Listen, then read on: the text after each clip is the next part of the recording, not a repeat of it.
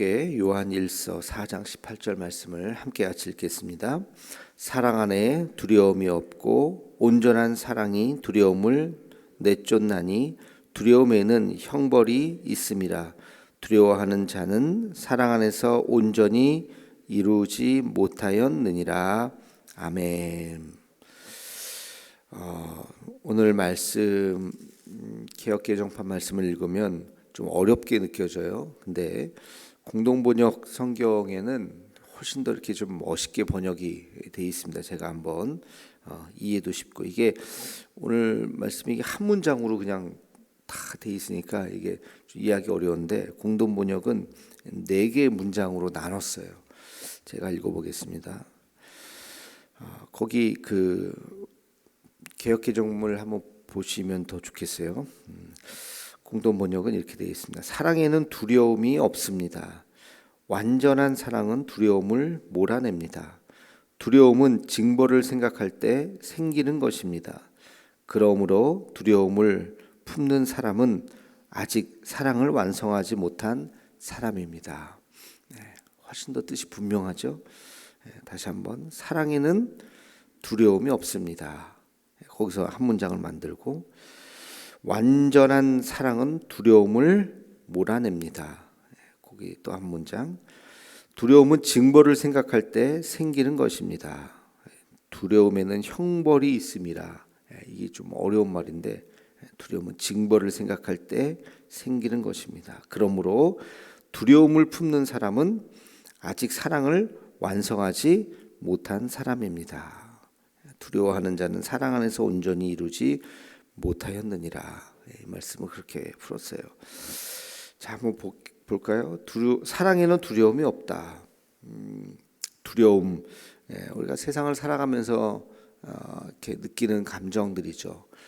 경험하지 못한 어떤 미지의 세계에 대해서 두렵고, 또 염려, 근심, 걱정, 이런 것들이 있어요.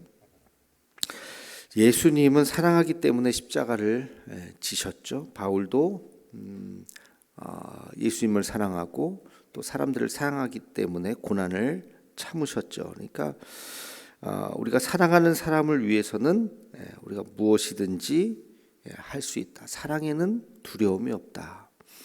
사랑을 하면 두려움을 극복할 수 있다. 두려움이 문제가 되지 않는다. 어떤 어려움도 문제가 되지 않는다.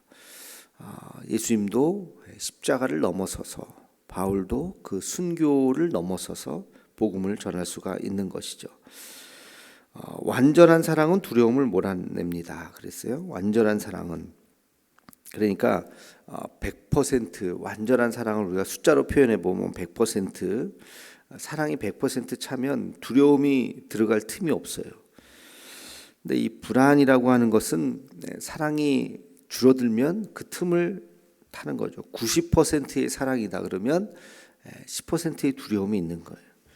50%의 사랑만 있으면 50%의 두려움이 생기는 거죠. 그러니까 완전한 사랑은 두려움을 몰아내지만 불완전한 사랑은 두려울 수밖에 없는 것이죠. 그러니까 우리가 더 사랑을 더 채우도록, 두려움을 몰아내는 방법은 사랑을 완전히 채우는 방법, 그 방법밖에 없는 것이죠. 그 다음 문장을 보면, 두려움은 징벌을 생각할 때 생기는 것입니다. 두려움은 징벌을 생각할 때 생기는 것이다. 이것도 제가 그 쉬운 번역을 다시 한번 보니까 이렇게 돼 있어요. 사람을 두렵게 만드는 것은 벌을 받을지도 모른다는 마음 때문입니다. 훨씬 더 이해가 쉽죠. 사람을 두렵게 만드는 것은 벌을 받을지도 모른다는 마음 때문입니다. 징벌을 생각하면 마음에 두려움이 오죠. 시험 공부를 하지 않으면 시험 보는 게 즐겁겠어요? 두렵죠. 시험 공부를 완벽하게 했다 그러면 두렵지 않죠. 오히려 자기가 이제 더 이상 할 수 없을 만큼 완벽하게 했으면 시험이 두렵지 않을 거예요. 근데 준비가 되지 않았기 때문에 두려운 거예요. 결혼 준비를 하지 않고 결혼을 한다. 결혼 생활이라는 게 얼마나 두렵겠습니까? 그래서 뭐 완벽하게 준비할 수는 없겠지만 그러나 최선을 다해서 결혼이란 무엇인가? 한 남자와 한 여자가 함께 같이 산다는 것은 뭘까? 혼자 사는 것과 함께 사는 것의 차이가 뭘까? 우리 앞에는 어떤 어려움이 있을까? 사람들은 왜 이혼을 하는가? 행복한 사람들은 과연 왜 행복하게 끝까지 살아갈까? 뭐 이런 것에 대해서 고민하고 또 같이 이야기도 좀 나누고 조언도 구하고 책도 읽고 아이를 낳는다는 것은 무슨 의미일까? 아빠가 되고 엄마가 된다는 것은 우리에게 어떤 변화가 일어나는 건가? 뭐 하여튼 생각할 게 많죠. 그런 것들을 미리 잘 준비해서 어느 정도 대비를 하고 결혼을 하는 거하고 그냥 정신없이 그냥 결혼하면 불안하죠. 또 어떤 어려움이 오면 이겨나가기가 또 어렵겠고. 그래서 이 두려움이라고 하는 것은 불안전에서 오는 것이다.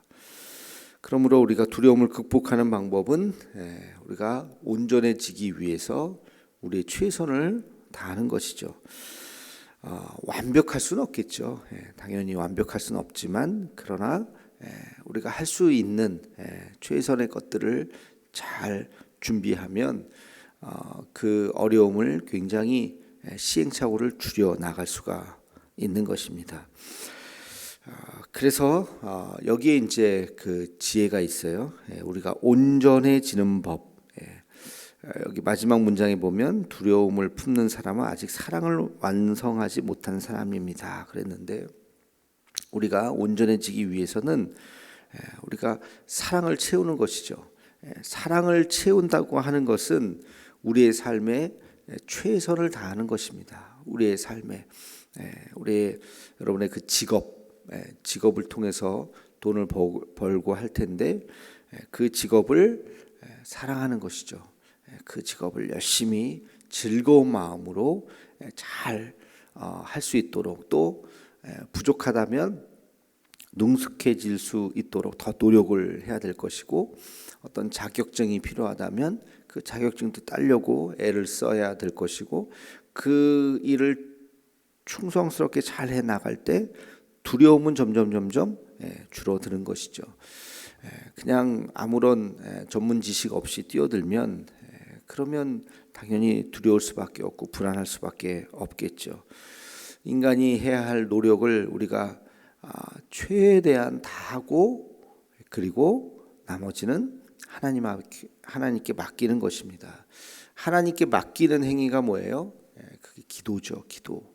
그래서 우리가 해야 할 최선의 것을 다하고 그것이 100%일 수는 없겠지만 숫자로 표현해 본다면 그것이 뭐 한 70이든 80까지 우리가 최선을 다하고 나머지는 기도로 채우는 거예요. 하나님 앞에 하나님 여기까지 준비했습니다. 하나님 앞에 맡깁니다. 결과는 하나님 앞에 맡깁니다.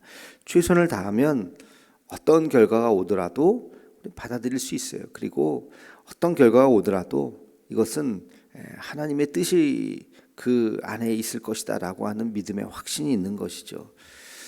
그래서 그러면 우리 마음속에 두려움이 사라지는 거예요. 두려움이 사라지고 어떤 결과가 와도 받아들일 수 있는 거예요. 그러나 우리가 최선을 다하지 않기 때문에 두려움이 오는 것이고 기도하지 않기 때문에 더 큰 두려움이 있는 것이죠. 그래서 왜 두려움이 생기는가 두 가지로 이렇게 정리를 했어요. 하나는 우리가 할 수 있는 최선을 다해서 사랑하고 사랑하면 노력하게 되고 노력하면 점점 두려움이 사라지는 것이고 또 한 가지는 그럼에도 불구하고 우리가 완벽하게 준비할 수 없기 때문에 하나님께서 우리와 함께 해달라고 기도로 나머지를 채우는 것이죠.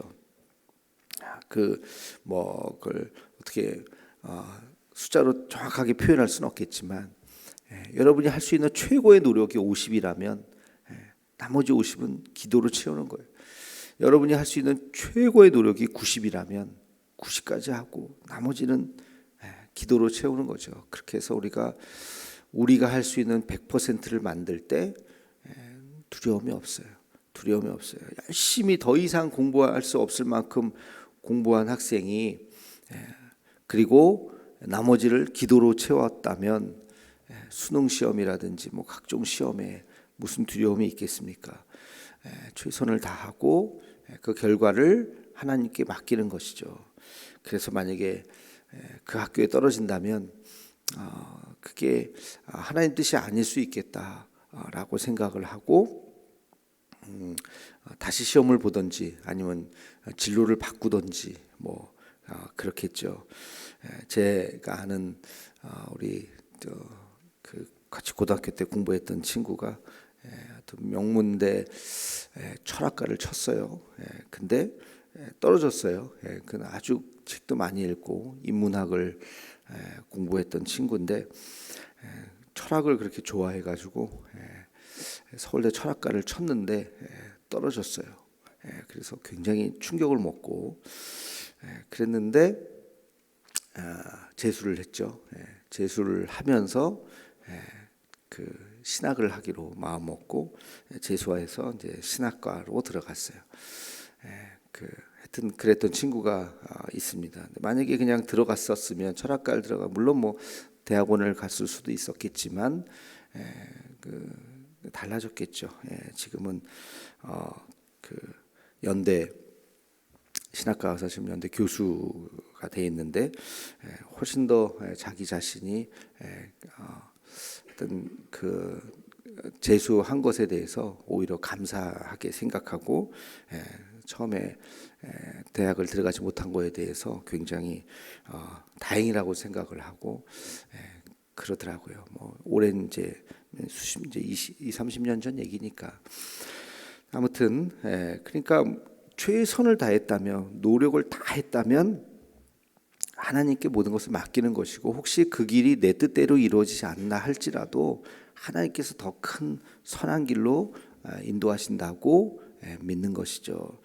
그것이 우리의 신앙이고 그렇다면 두려움은 사라지는 것입니다. 그래서 왜 두려움이 있는가? 나에게 왜 두려움이 있는가? 두 가지가 다 부족하기 때문에 내 노력도 부족하고 기도도 하지 않고 그러니까 당연히 두려울 수밖에 없겠죠. 세상 사는 것이 노력도 안 하고 또 기도도 안 하는데 그 두려운 것은 당연한 것이죠. 그러니까 우리가 얼마만큼 애쓰고 수고했는가 그리고 내가 하나님 앞에 나머지 부족한 부분을 기도로 채웠는가 이 두 가지를 우리가 잘 기억하면서 사랑 안에 두려움이 없고 온전한 사랑은 두려움을 내쫓는다 하는 말씀을 기억하는 우리가 되기를 간절히 소망합니다.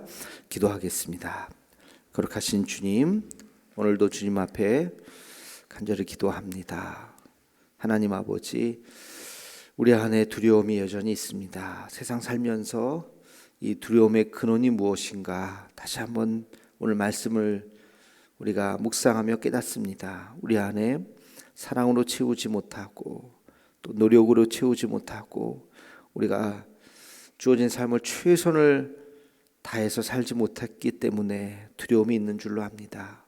그리고 하나님 앞에 온전히 맡기지 못했기 때문에 우리 안에 이런 염려 근심과 두려움이 있는 줄로 깨닫습니다. 하나님, 우리가 해야 할 최선의 것들을 다 할 수 있게 도와주시고 그리고 나머지 하나님 앞에 기도하며 맡길 수 있는 우리의 삶이 되게 하여 주시옵소서. 그래서 우리 안에 세상에 대한 두려움과 공포가 사라지게 하여 주옵시고 하나님 앞에 온전히 나아갈 수 있는 승리의 확신을 가지고 살아가는 우리 모두가 되게 하여 주시옵소서. 예수님의 이름으로 기도하옵나이다.